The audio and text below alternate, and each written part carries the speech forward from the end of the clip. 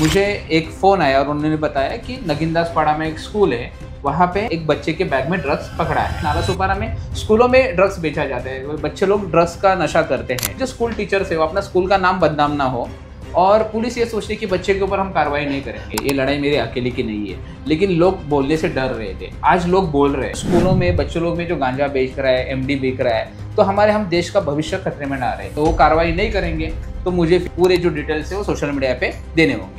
नमस्कार दोस्तों, मैं हूं शिवानी दुबे और आप देख रहे हैं mirror of truth. Vasai Virar Nalasopara में ड्रग्स तस्करी का मुद्दा लगातार तुल पकड़ा हुआ है और अब ये मुद्दा विधानसभा में भी गूंजता नजर आ रहा है। बीते दिनों वसई की विधायिका ने विधानसभा में ड्रग्स तस्करी का मुद्दा उठाया, जिसके बाद इस पूरे विषय पर बातचीत करने के लिए सुशांत पवार जी मौजूद हैं, जो कि लगातार फेसबुक पर आक्रामक हुए थे ड्रग्स तस्करी के मामले को लेकर। सर नमस्कार। नमस्कार। क्या कहेंगे, अब ये मुद्दा विधानसभा में गूंज रहा है, उसके बाद अभी की क्या परिस्थिति है?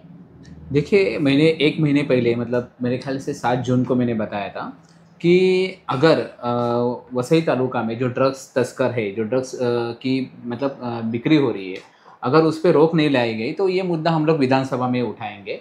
और उस तरीके से हम प्लानिंग करते हुए, जो कुछ हमारे सोशल एक्टिविस्ट थे उन्होंने हमें वो डेटा दिया, और हमने जो हमारे यहाँ की विधायक है, ऐसे 2-3 विधायक को हमने संपर्क किया था, लेकिन हमने हमारे जो स्थानिक विधायक है, जो आमदार स्नेहा पंडित दुबे जी को हमने दिया था, और उन्होंने वो विधानसभा में वो मुद्दा उपस्थित किया था।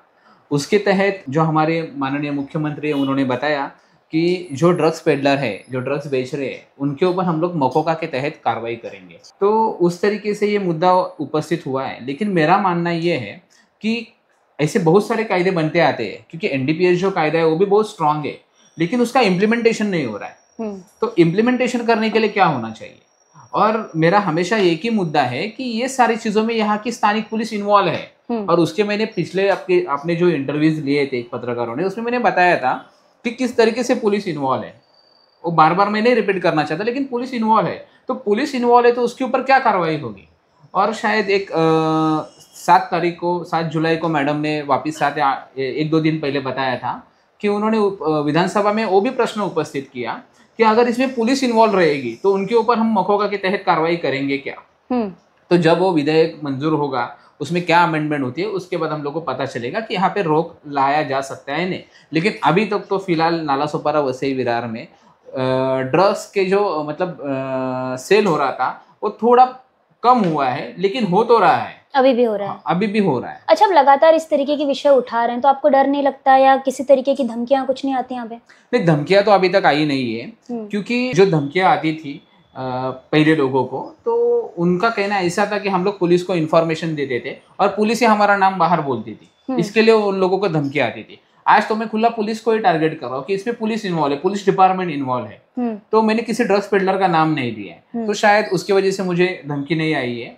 और जो हमारे जो आमदार मैडम है, जो स्नेहा पंडित दुबे जी, उन्होंने विधानसभा में उस दिन ये भी बताया कि अगर जो इन्फॉर्मर है और कंप्लेनेंट है, अगर उनके जान को कुछ खतरा होता है तो उसके लिए टोटली पुलिस जिम्मेदार होगी। अभी बीते दिनों स्कूल में भी ड्रग्स पाया गया था, लेकिन उस पूरे मामले में कहीं ना कहीं पुलिस प्रशासन जो है, तुलिंज पुलिस लीपापोती करता नजर आया था। क्या कहेंगे उस पर? देखिए, क्या हुआ था कि हमें एक ऐसे ही मैंने सोशल मीडिया पे जब ड्रग्स के लिए जंग छेड़ी थी, तो मैंने लोगों से अपील किया था कि मेरा नंबर दिया था कि आपको जो भी इन्फॉर्मेशन है आप मुझे दीजिए। आप पुलिस से डर रहे हो, आपको डर है कि पुलिस मतलब वो ड्रग्स पेडलर को आपका नाम बताएगी, तो लोग मुझे बहुत सारे इन्फॉर्मेशन दे रहे थे। तो उसी दिन मेरे ख्याल से 3 जुलाई को मुझे एक फ़ोन आया और उन्होंने बताया कि नगिनदासपाड़ा में एक स्कूल है, वहाँ पे बच्चे के बैग में ड्रग्स पकड़ा है, मतलब गांजा पकड़ा है।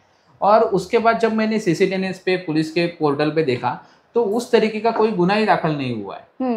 तो उसका रीज़न क्या है? और मैंने उसके 2 दिन पहले एक पोस्ट लिखा था और उसमें बोला था कि नालासोपारा, और इंटरव्यू में भी बताया था कि नालासोपारा में स्कूलों में ड्रग्स बेचा जाता है, बच्चे लोग ड्रग्स का नशा करते हैं, और उसके ऊपर प्रतिबंधक होने के लिए हमको स्कूल में जाके मतलब अच्छे से कैंपेनिंग करना होगा, उनको बताना होगा कि ड्रग्स से क्या होता है और उसकी सज़ा क्या होती है, ये बताना होगा। लेकिन क्या हो रहा है कि जो स्कूल टीचर्स है वो अपना स्कूल का नाम बदनाम ना हो, और पुलिस ये सोचती है कि बच्चे के ऊपर हम कार्रवाई नहीं करेंगे। लेकिन ऐसे अगर हम लोग सारी चीजें छुपाते रहेंगे तो फिर हम लोग अवेयरनेस कैसे पैदा करेंगे? और ये स्कूल के जो टीचर्स है, अगर ये उस दिन ये तुलिंज पुलिस अगर वो कार्रवाई प्रॉपर करती और वो अगर रिकॉर्ड पे लेके आती, तो हम उसके खिलाफ एक जन आंदोलन छेड़ के शायद हम लोग वापस विधानसभा में आमदार के तहत वो क्वेश्चन उपस्थित करते कि ऐसे जो प्रकरण है इसमें जो टीचर्स लोग पीछे मतलब सारे मुद्दे को मतलब नजरअंदाज कर दे कि बच्चे का स्कूल का नाम खराब ना हो, तो उनके ऊपर भी गुनाह दाखिल होना चाहिए। तो तुलिंज पीआई ने उस दिन ये गुनाह क्यों नहीं दाखिल किया, उनका पर्सनल इंटरेस्ट क्या है, तो उसके पीछे मैं लगा हूँ और उसके खिलाफ मैं उनके सीनियर से भी शिकायत करने वाला हूँ। लेकिन इतना तो कंफर्म है कि उस दिन स्कूल में गांजा मिला हुआ था, और अगर वो नाकारते भी है तो हम मतलब हमको स्कूल का नाम तो पता है, हम मीडिया में नहीं लेना चाहते, तो उसके प्रिंसिपल का और सर का अगर कुछ बातचीत हुआ है या वो बच्चे को स्कूल उस दिन लेके आए तो उसका सीसीटीवी फुटेज हम लोग मंगाने वाले हैं। जिस तरीके से मुद्दा विधानसभा में गुजा, लेकिन उसके बाद भी अगर यहाँ पर कार्रवाई नहीं हुई, या ये जो ड्रग्स तस्करी का मामला है, नशीले पदार्थों की बिक्री हो रही है, इस पर रोक नहीं लग पाई, तो आपका अगला कदम क्या होगा? देखिए, हमारी लड़ाई तो जारी है, ये लड़ाई मेरे अकेले की नहीं है, लेकिन लोग बोलने से डर रहे थे, आज लोग बोल रहे हैं। आप देखोगे कि मीरा रोड में भी कुछ एक्टिविस्ट ने उसके खिलाफ आवाज उठाई है, क्योंकि कुछ दिनों पहले काशीगांव पुलिस स्टेशन में ड्रग्स पकड़ा था, मतलब कुछ एक्टिविस्ट लोगों ने ड्रग्स जो बेच रहा था उसको पकड़ के पुलिस के हवाले किया था, और पुलिस ने उसको आधे घंटे में छोड़ दिया था। तो उधर भी वो मामला उठा हुआ है, तो लोगों में अवेयरनेस आ रही है, लोगों में से डर खत्म हो रहा है ड्रग्स पेडलर लोगों का, और लोग आवाज उठा रहे हैं। तो उसी तरीके से हम आवाज उठाएंगे, और अगर विधानसभा में आवाज उठाने से अगर ये लोग कंट्रोल नहीं होते तो हमारे पास पार्लियामेंट भी है, हम लोग वहां पे भी जाने की हिम्मत रखते हैं। ये मुद्दा वसई विरार का नहीं है, और मैं इसलिए लड़ रहा हूँ कि ये जो स्कूलों में बच्चों लोग में जो गांजा बेच रहा है, एमडी बेच रहा है, तो हम देश का भविष्य खतरे में ना रहे, क्योंकि यही युवक हमारे आने वाली पीढ़ी बनने वाली है। इसमें से बहुत सारे ऑफिसर्स और ये सब बनने वाले हैं, और ये सब नशे के लत पे चले जाएंगे तो हमारा इंडिया का आगे का भविष्य कैसा होगा, उसके लिए मेरी लड़ाई है। कुल मिलाकर यहाँ पर देखा जा सकता है कि पुलिस प्रशासन जो है पूर्ण तरीके से इस पूरे मामले में, चाहे वो ड्रग्स पेडलर हो, चाहे गांजा बिक्री वाले हो, चाहे कोई भी हो, उन पर अपना संरक्षण बनाता नजर आ रहा है। देखिए, बात तो मुझे वैसा ही लग रही है, क्योंकि मैंने 1 जुलाई को मैंने एक एप्लीकेशन ईमेल के थ्रू हमारे जो महाराष्ट्र के जितने भी सीएम डीसीएम है उनको लिखा था, और हमारे मीरा भाईंदर के सीपी जो अभी ट्रांसफर है उनको लिखा था कि हमारे यहाँ पे ऐसे ऐसे तरीके से ड्रग्स बेचा जाता है और उसमें पुलिस का इन्वॉल्वमेंट है, और उसके कुछ सबूत मेरे पास है। अभी डायरेक्ट सबूत है मेरे पास, कुछ फोटोग्राफ्स है। तो अभी तक आज की 13 तारीख है, मैंने उसका रिमाइंडर भी 2 दिन पहले भेजा हूँ, मुझे किसी ने भी स्टेटमेंट के लिए नहीं बुलाया अभी तक। और मैंने मतलब ये लोग कितना गंभीरता से ले रहे हैं, क्योंकि मैंने 1 जुलाई को ईमेल लिखा, 2 जुलाई को फडणवीस साहब ने जो हमारे सीएम है उन्होंने बताया कि हम ऐसा ऐसा कायदा बनाने वाले हैं, और इतना होने के बाद जो हमारे आमदार है स्थानिक, उन्होंने तो कुछ पुलिस स्टेशन का नाम लिया कि हाँ यहाँ पे मतलब इतना इतना ड्रग्स मिला हुआ है, इस तरीके से बेचा जाता है, फिर भी ये लोग ने मुझे अभी तक स्टेटमेंट के लिए नहीं बुलाया। तो शायद पुलिस इस चीज में गंभीरता उनको नहीं है, या वो अपने कुछ कर्मचारियों को बचाना चाहते हैं कि अपना डिपार्टमेंट का नाम बदनाम ना हो। हमारे अगर ये लोग वो कार्रवाई नहीं करेंगे तो मुझे फिर वो पूरे जो डिटेल्स है वो सोशल मीडिया पे देने होंगे।